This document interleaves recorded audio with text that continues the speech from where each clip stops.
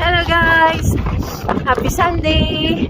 Nandito kami ngayon sa ice skating area guys, malapit sa bahay namin.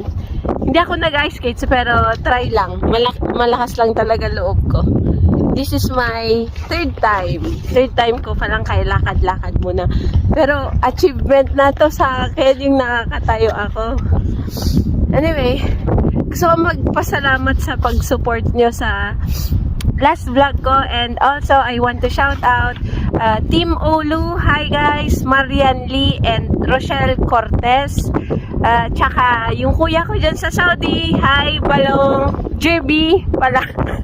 Hi Jerby Samboledo, and yung asawa niya si Karen. Happy birthday Karen. And yung mga kasama niya si Cleofas Nobleza at Margarita Nobleza. Hi guys, see you soon in Finland, I hope. Bye, see you on my next vlog guys.